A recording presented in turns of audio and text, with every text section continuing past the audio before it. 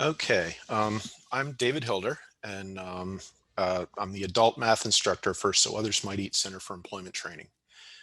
We're in DC. We do workforce education for particular industries: building maintenance, HVAC, um, medical assistant, medical administrative. And as an IET, Integrated Education and Training math instructor, I work with industry co-teachers to develop math lessons that, again, are contextualized to particular industries. Yes, we use the CASAS test. I'm sure most of your programs do, and I need them to learn math for the CASAS, but nobody's ever excited to learn math for the CASAS test. But they're astonishingly motivated to learn math for the target career that they've worked so hard to reach. I believe in and because the industry skills and the hands-on are the motivation, I made my math lessons activities that focus on practical applications within learners' target careers. I believe in activities for a number of reasons. I think math is a little too difficult to learn through PowerPoints. I think if you can get as many of people's senses as possible into something, they'll learn it a lot better. So before COVID, most of our math lessons, or a lot of mine, were hands-on in the shop or in the medical lab. Go ahead and hit the next slide. But of course, during COVID, we lost that ability for a while. So I built new activities on Google Sheets. I picked Google Sheets and largely Google Classroom because it has live documents, right, that you can run simultaneously with virtual meetings like this one. I did that because, again, my lessons, I wanted them to still be activities. And with a live document, I can see everything that the students are typing. I can help them in real time. And it turned out to be a huge advantage that the students are able to help each other. Again, with a live document, everybody can see what everybody's typing. And it's actually been very, very beneficial that the students are able to give each other suggestions. When we first picked up Google Sheets, smartphone accessibility was an issue for our program. A number of our students are homeless. 30 of our 90 students at the time we had 90, 30 of our 90 students lacked computers. 24 of the 90 lacked internet, or at least, Wi-Fi. The people who had phones and also Wi-Fi had no problems. They were able to access pretty seamlessly. But the folks without Wi-Fi, phone data limits were a barrier. But we did get everyone over that barrier. We helped a lot of our people get free Wi-Fi through Connect DC. And we have also students in Maryland, Virginia who didn't qualify for that. So we also bought some 4G hotspot modems for a few people. But at the end of the day, we were able to get everybody in pretty quickly. And yes, we do have to teach students how to access Google Classroom, Google Sheets, things like that. All of our new students attend an introductory class during their first 2 weeks just to learn how. One of the nice things about Google Classroom is that it's made to work seamlessly with the Google Chrome browser. It's made to work seamlessly with the Google Meeting app that's like Zoom. So we found that if we get everybody to download the Google Chrome browser and sign into our CT student Gmail account in Google Chrome, everything became absolutely seamless. You'll see how easy it is when I put in the link for my lesson. Usually students get in one of two ways. They're going to click a link that I put in the meeting chat, or they're going to click the link that I put in the classroom. I'm going to show you both methods real quick. Let me go ahead and post a link in the chat. You'll be able to see it. By the way, it won't work. I'm not granting access to the activity to 100 people because I'm pretty sure 100 people at once would crash it and I won't be able to show it. So I set up something so that you'd have to request permission if you click this link. But if I didn't do that, the students could get in a single click of that link I just posted. Okay, so again, if students will learn during their 2-week intro class, to go to classroom.google.com and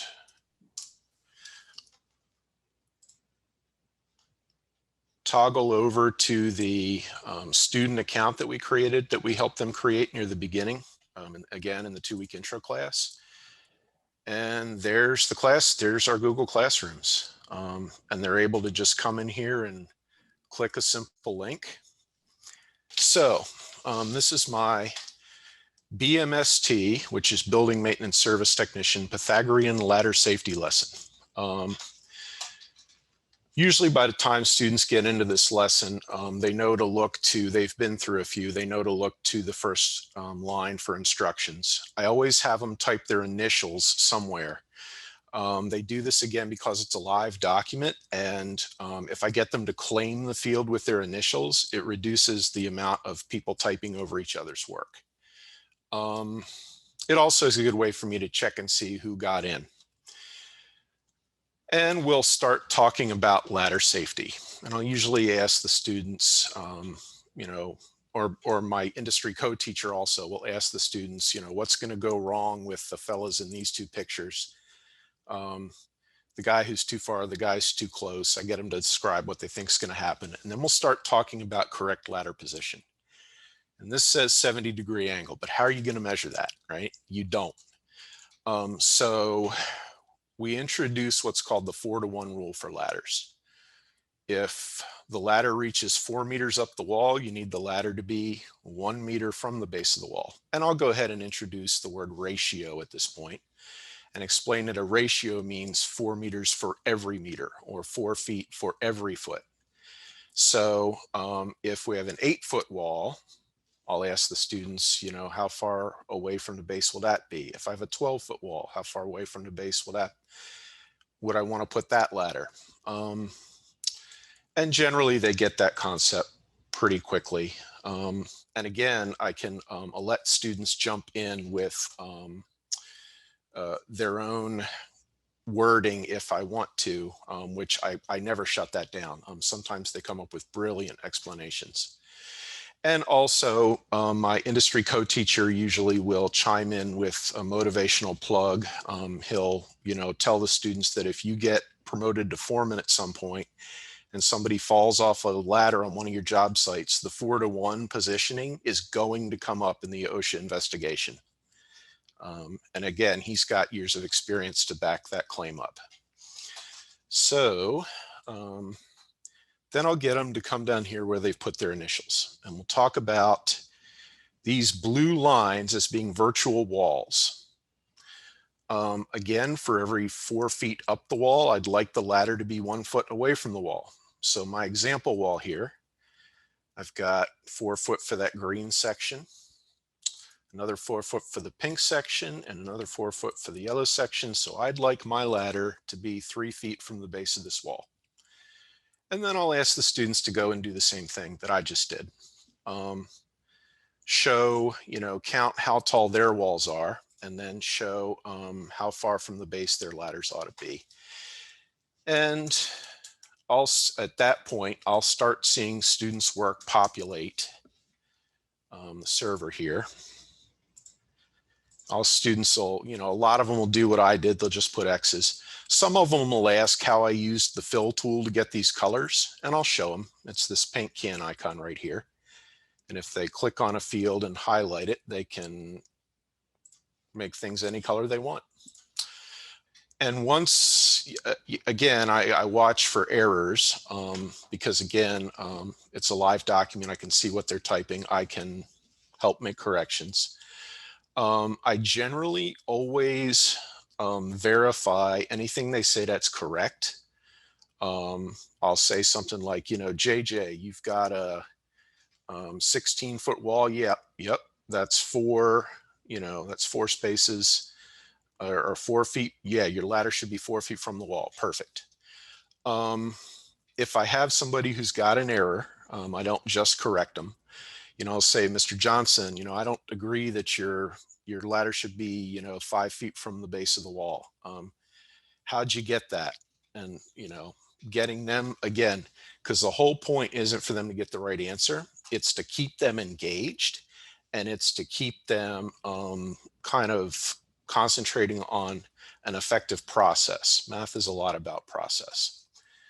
The other thing that I will do is we'll usually talk again about industry skills are a big part of this. They're in these classes to get hands-on skills for a particular career. So anything that we spend time on that talks about an actual industry application, they love it, they eat it up. It gives them a context to connect to the math that we need them to learn. It's astonishingly effective. So I'll usually get my industry co-teacher at this point to talk about, in reality, how are you going to know how tall this wall is? Here on the spreadsheet, I can sit here and I can count blocks. But in reality, how do you know? And they usually have no idea. And he'll chime in with a fun fact about ladders. Ladders are standardized. The rungs are 1 foot apart. So you can literally hold a ladder up to a wall and count the rungs like it's a ruler. And that's the kind of thing that they're in here to find out. So I'll say, okay, so counting these blocks or these lines is like counting the rungs on the ladder. This is what you're going to have to do on the job. Then once everybody's got, correct ladder placement, we'll start talking about ladder length. If this is a 16-foot wall, you're going to need more than a 16-foot ladder to reach the top of it. So how do I find out what that is? And I'll ask them, does anybody have any idea? They never do. And then I'll say, okay, if you've got a ladder leaning against a wall, right? What shape does the ladder make with the wall and the ground? Triangle. Specifically, it's a right triangle, assuming the building is straight up and down. So does anybody remember how to use two sides of a right triangle to figure out the third length? Every once in a while, somebody remembers it, the Pythagorean relationship, right? So I'll start talking about it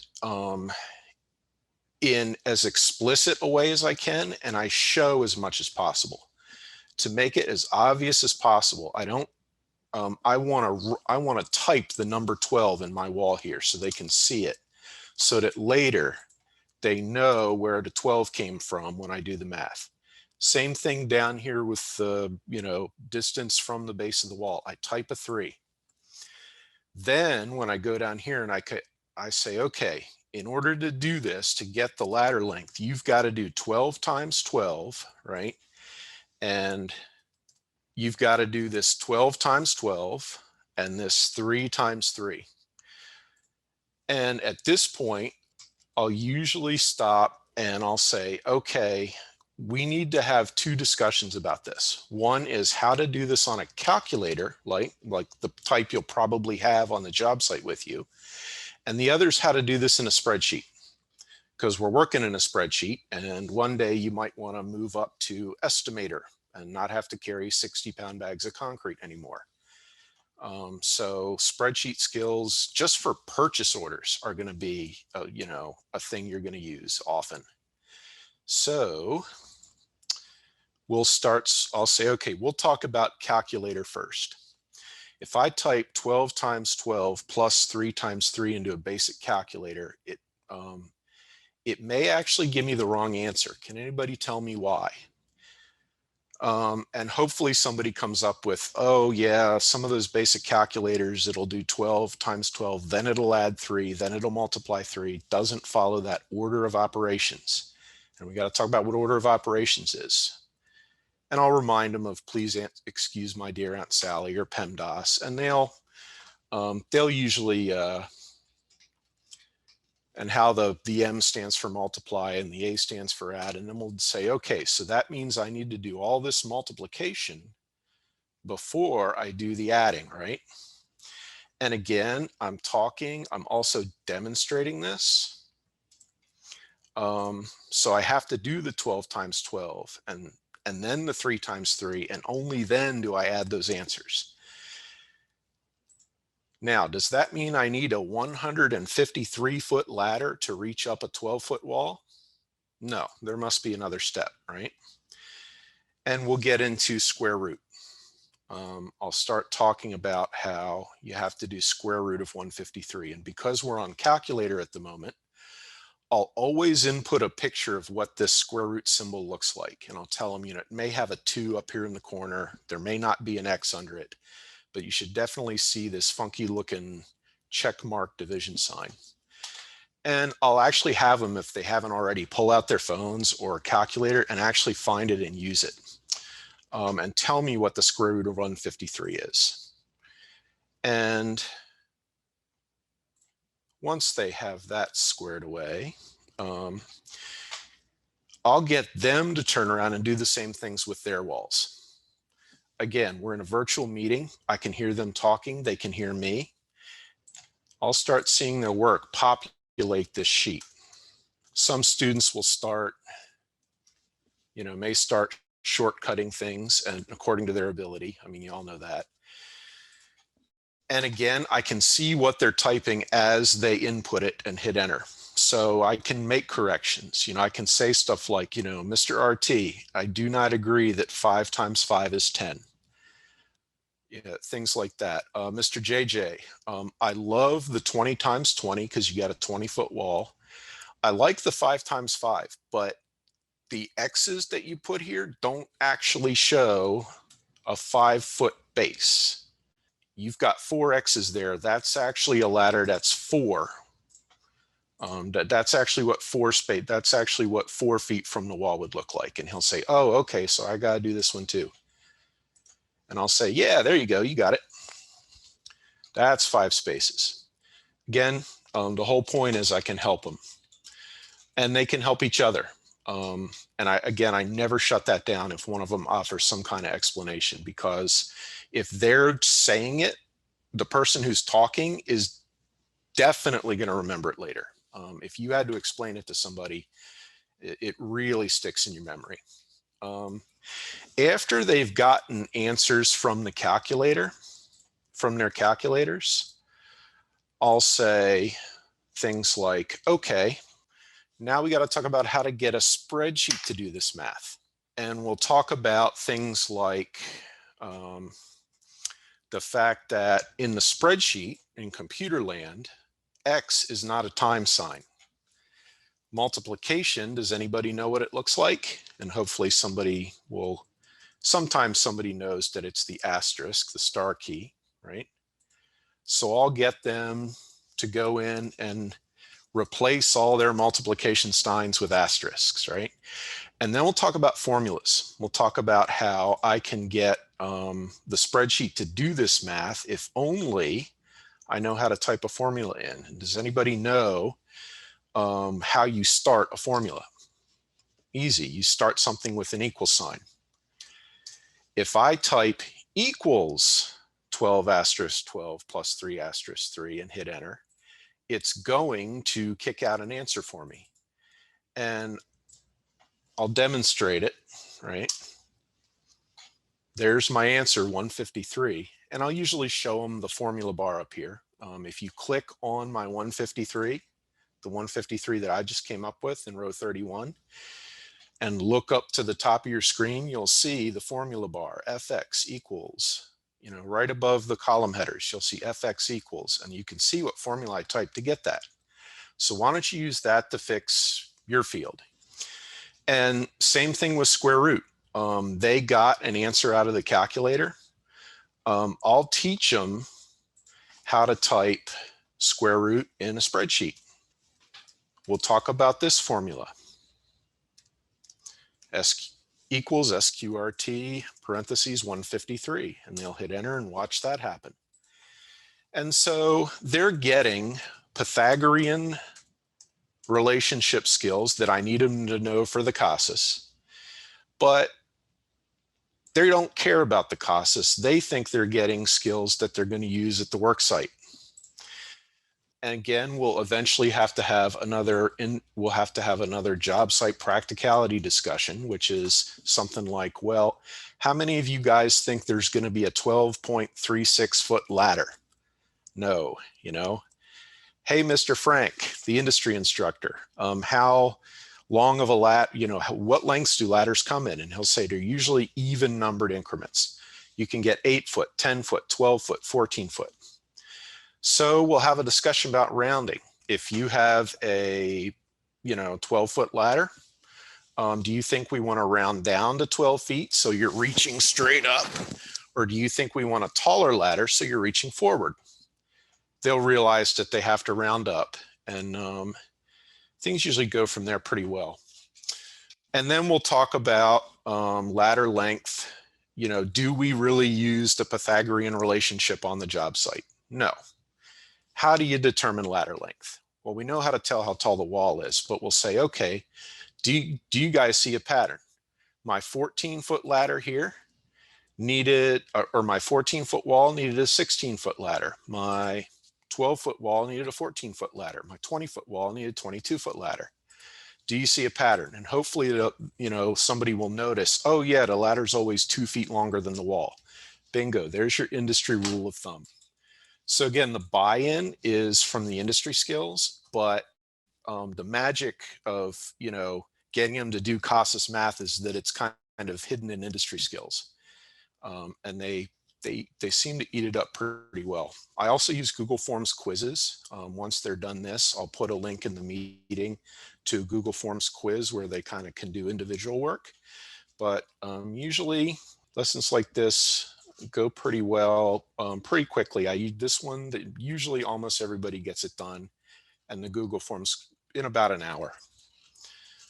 In terms of building this, if you have questions how I built certain things, I'll be happy to talk about that in the breakout session, as well as more about why I did certain things certain ways. And I hope that's helpful.